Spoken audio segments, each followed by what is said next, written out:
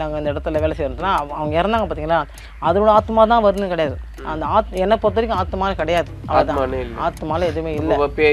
ஆமாம், ஆத்மானு ஒன்றுமே இல்லை. ஏன்னா அவங்க இறந்துட்ட உடனே அந்த ஆத்மா போயிடுது இல்லை, கடவுள்கிட்ட போய் சேர்ந்தது. ஆத்மா வந்து இங்கே இருக்கணும்னு அவசியமே இல்லை.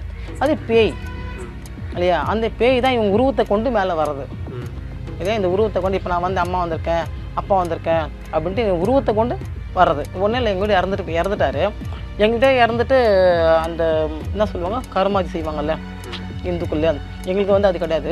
ஜபக்கூட்டம் தான் வைப்போம். நாங்கள் ஜபக்கூட்டம் வைக்கிற அன்றைக்கி முன்னாள் அன்றைக்கி வந்து எங்கள் வீட்டு ஜன்னல், எங்கள் வீட்டுக்கு வந்து பார்த்துருப்பீங்கன்னு நினைக்கிறேன். அந்த ஜன்னல் ஒருத்தர் வந்து நிற்கிறாரு. எங்கள் வீட்டில் எதாவது எங்கள் வீட்டில் அவர் இறந்துட்டார். அந்த உருவத்தை கொண்டு அங்கே நிற்கிது. எங்கள் பொண்ணுங்க 2 பசங்களும் பார்த்துட்டு பயந்து போய் அப்பா நிற்கிறாரு பின்னாடி அப்படின்னு அதுங்க ஒரு மாதிரி ஆகிடுச்சு பிள்ளைங்களுக்கு. அவங்க கண்ணுக்கு தெரிஞ்சிருக்கு. அப்பா சொன்ன அம்மா அப்பா இல்லை ஒன்றும் இல்லை இல்லையா, அது பேய்மா அது அப்படின்னு. இல்லைம்மா அப்பா நிற்கிறாரு, அப்பா இல்லை பேய். அது எனக்கு தெரியுது அது பேய், ஆனால் பிள்ளைங்களுக்கு தெரியாது, அப்பா தான் வந்திருக்காரு.